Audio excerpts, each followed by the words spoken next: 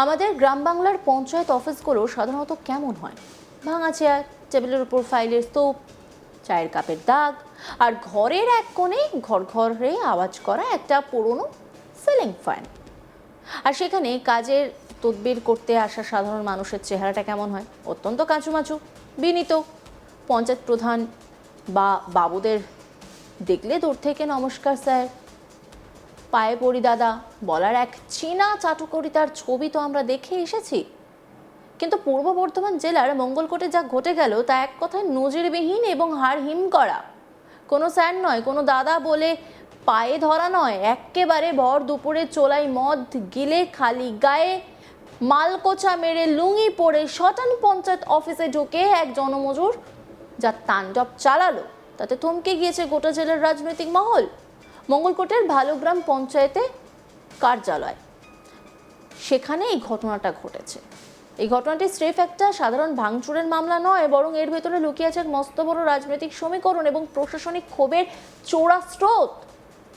শেষ দুপুরে যখন ভালুগ্রাম পঞ্চায়েতের কর্মীরা কাগজের নথিপত্রে ডুবেছিলেন, ঠিক তখনই সেখানে নাটকীয়ভাবে হাজির হয় বিজেপির ঝান্ডা লাগানো এক ট্রাক্টর ভর্তি মহিলা।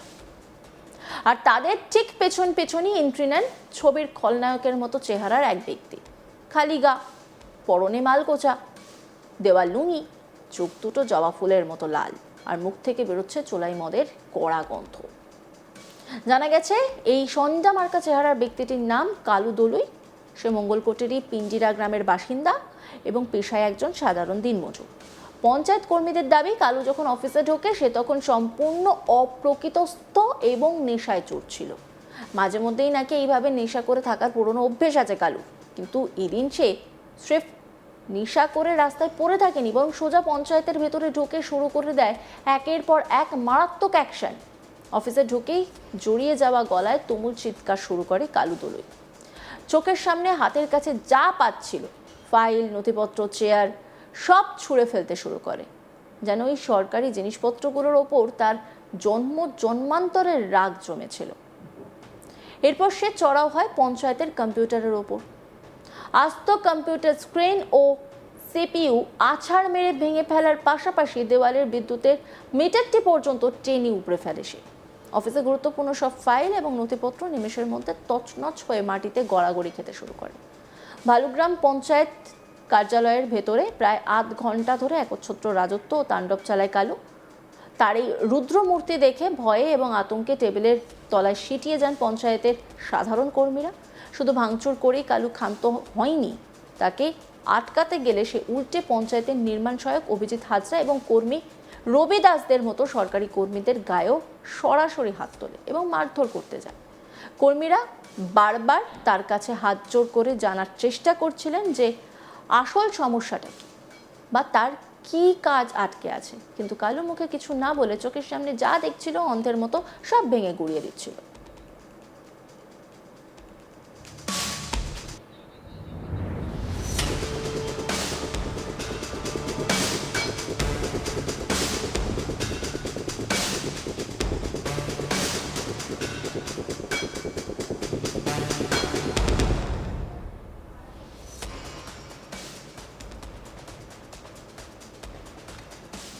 অভিজিৎ হাজরা তিনি কি বলছেন শোনাবো। পঞ্চায়েতে আমি এবার ছিলাম, আমি দুটো স্টাফ আমি ডেকে নিয়ে আমি আমাদের অফিসেরই কথা হচ্ছিলো কাজের, তারপর তো একজন ব্যক্তি এসে ঢুকলো, ঢুকে ওই দুটো স্টাফকে দেখলাম বাজাবাজি খিস্তি খিস্তি এসব করছে। তখন আমি বললাম যে তুমি কে, এরকম হঠাৎ করে ওখানে ঢুকে পড়লে অনুমতি ছাড়া। তখন আমার ওপরেও চড়া হতে লাগলো, খিস্তি তৈরি করতে লাগলো। তখন আমি আবার পাশ দিয়ে বেরিয়ে গেলাম, যে প্রধানকে জানালাম আর এখানে যারা লোকাল নেতৃত্বে আছে কোনো পঞ্চায়েত চালা আর কি, এখানে মেম্বাররা চাইবে, তো সেই মেম্বারকেও জানালাম যে তো আমার বলে দেখছি। তারপর তোরতে এবার আমার ওই ঘরে যাওয়াতে আবার দেখছি যে এটা ওটা নিয়ে এসেছি, কম্পিউটার ভাঙাভাঙি, সুইচ বোর্ড গেট সব ভাঙছে। আমরা বলছি কী সমস্যা আপনি বলতে পারছেন। হ্যাঁ, তা লোকাল ছেলে একজন আছে, তারও গলাটা টিপে ধরেছে। আমাদেরকে মাস্টার যেই বোঝাতে যাচ্ছে তাকে মাস্টার, তাকে তো একজন সিভিক এসে গেল, ওই লোকাল এসে সিভিকও বোঝালো, ওকেও বোঝাতে যাচ্ছে, ওকেও মারলো, গা দিয়ে রক্ত বেরোচ্ছিল। তারপরে এক একটা সব লোকাল যারা খবর পাচ্ছে সবাই একটা অনেক চেষ্টা করলো প্রবচন ওর যত ইয়ে করছে তত তাণ্ডব করছে, চেয়ারটা ভেঙে যেখানে এটা হলো।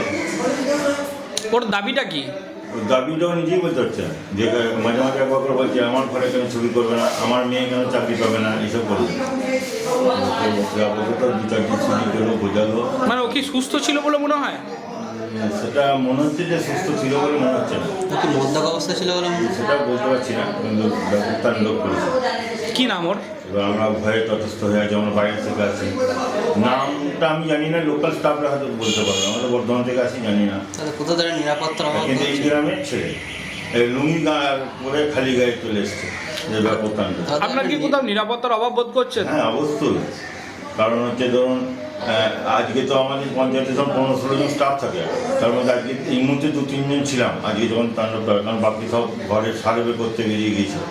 এবার আমরা ভয়তেও ছিলাম, এবার আবার আগামী দিনে যদি এরকম তাণ্ডব হয় আমরা তো অফিসে কী করে কাজ করবো, ভয়, আমরা বাইরে থেকে আছি, এবার আমাদের তো ভয় লাগছে। কি ক্ষয়ক্ষতি হয়েছে? কি কি ক্ষয়ক্ষতি হয়েছে? এখানে কম্পিউটার ভেঙে দিয়েছে, তারপরে টেবিলও চাপড়েছে, কিন্তু হয় না, কিছু ফাইল এদিক ওদিক ছুড়ে দিয়েছিল, সেই ফাইল আবার নিয়ে এলো, পুলিশ এসেছিলো এখানে, সব ফটো তুললে, গেট ভেঙে দিয়েছে, ইলেকট্রিক বোর্ড যেগুলো আছে সেখানে কিছু ভাঙচুর করেছে। একাই ছিল? একাই ছিল। এই গ্রামের তারপরে সেই লোহার কিউব আছে, সেই কিউব নিয়ে আবার যে বোঝাতে যায় তাকে মারতে যাচ্ছে। পঞ্চায়েতের কর্মী রবি দাস কি বলেছেন শুনুন। আমার আজকে অন্য জায়গায় ডিউটি ছিল, কিন্তু ডিউটি না থাকার জন্যে আমি এনএসএ ঘরে গেলাম। তারপর দেখছি আমাদের গ্রামের সঞ্জিত বলে একটা ছেলে এলো কিছুক্ষণ পর, আমরা একটা আলোচনা করছিলাম স্বামী আর আমি আর এনএসকে নিয়ে। তারপর গিয়ে কী হয়েছে না জানি না, মদ খেয়ে একজন ঢুকলো, এনএসকে বলছে এই কি বাড়ি কোথা, আপনি কোথেকে আসছেন, এইসব নিয়ে আরম্ভ হলো। তারপর এনএস বললো কী দরকার, বলতে চাইছে না কিছু। তারপরে এই ঘরে এলো, দু একটা কম্পিউটার ছিল, সেগুলো তার দাবি করলো খানি। এই আপনাকে? হ্যাঁ, আমাকেও হঠাৎ করে একবার এখানে হাত দিল, একবার পেনটা দেখালো, তুই কি বললো? ওইটাই করলো। তারপর আমাদের একটা সিভিক ছিল, সেগুলো কী করছে ছেড়ে দিল। কিছু ভাঙচুর করেছে নাকি? ভাঙচুর, কম্পিউটার ভাঙচুর করেছে, গেটটা ভাঙচুর করেছে। থানায় অভিযোগ করছেন? না, থানায় অভিযোগের কথাই বলতে পারবো না। আপনার সুপিরিয়রকে জানিয়েছেন? আপনার সিনিয়রকে জানিয়েছেন? এনএসকে জানিয়েছেন? এনএস তো বর্তমান আছে। পঞ্চায়েত অফিসের ভেতর থেকে ভাঙচুর এবং চিৎকার চেঁচামেচির আওয়াজ শুনে প্রথমে থমকে যান স্থানীয় বাসিন্দারা। পরে পরিস্থিতি হাতের বাইরে যাচ্ছে দেখে তারাই মঙ্গলকোট থানায় এবং স্থানীয় পুলিশ ফাঁড়িতে খবর দেন। সৌভাগ্যবশত সেই সময় পঞ্চায়েত চত্বরে ঢিলছোড়া দূরত্বেই ডিউটি করছিলেন দুজন সিভিক ভলান্টিয়ার। খবর পাওয়া মাত্রই তারা লাঠি উঁচিয়ে দপ্তরের ভেতরে ছোটেন। কালো দলে তখনও কম্পিউটারে ভাঙা অংশ নিয়ে তাণ্ডব চালাচ্ছিল। ওই দুই সিভিক ভলান্টিয়ার কোনো মতে কালুকে জাপটে ধরে টানতে টানতে অফিসের বাইরে নিয়ে আসেন এবং তার ওপর লাঠিচার্জ শুরু করেন। পুলিশ যখন ঘটনাস্থলে এসে পৌঁছায় ততক্ষণে গণপিটুনি আর সিভিকদের লাঠি তাড়া খেয়ে কালুদোলে এলাকা থেকে চম্পট দিয়ে গা ঢাকা দিয়েছে। এই কীর্তির পিছনে কার মাথার ইন্ধন রয়েছে তা পুলিশ খতিয়ে দেখছে। প্রদীপ কুমার ভট্টাচার্য কি বলছেন শুনুন। কিছুদিন ধরেই এই গ্রুপিংয়ের শিকার হচ্ছিলাম, তার জন্য আমরা এমএলএ সাহেবের কাছে গিয়ে আমাদের একটা সমাধান করে দিয়েছিলেন উনি, এবং সেই সমাধান সূত্রে আমরা পঞ্চায়েতে গিয়ে, আমি এই পঞ্চায়েতেরই বিরোধী দলের সদস্য এবং সকলকে নিয়ে অ্যাডজাস্টমেন্ট করে কাজ করছিলাম, এবং কাজ করে আমরা একটা শান্তির বার্তা দিয়ে গতকাল আমি পঞ্চায়েতে গিয়ে যার যেখানে কাজ, কে কোথায় ঘরে সার্ভে করবে, উন্নয়নের কাজ, উনি একটা উন্নয়নের যে বার্তা দিয়েছিলেন, সেই উন্নয়নমূলক যে বার্তা, কে কোথায় কাজ করবে না করবে, কোথায় যাবে না যাবে, এইভাবে আমরা একটা অ্যাডজাস্টমেন্টে চলছিলাম। সব কিছু চলতে চলতে ঠিক কালকেও গিয়েছিলাম, আজকেও অনেক কর্মী আমাদের কাজে ঘরে সার্ভে করতে গিয়েছে। হ্যাঁ, ঠিক এই অবস্থায় আমি এসছি কাটোয়া একটু আমার কাজের জন্য। তারপর আমি খবর পেলাম হঠাৎ যে আমাদের এই মণ্ডলেরই উঁচু স্তরের কর্মীরা ঠিক এটাকে মানতে পারছে না, এবং তার জন্যে ওরা কিছু গ্রুপিং সৃষ্টি করে এবং পঞ্চায়েতে দুর্নীতিমূলক সৃষ্টি করে তারা কিছু লোক ঢুকিয়ে দিয়ে এটাকে নষ্ট করার চক্রান্ত করছে। অন্যান্য খবরে আপডেটের জন্য অবশ্যই নজর রাখুন আজ তাক বাংলার ইউটিউব স্ট্রিমিংয়ে। লাইক, কমেন্ট, শেয়ার এবং সাবস্ক্রাইব করতে ভুলবেন না।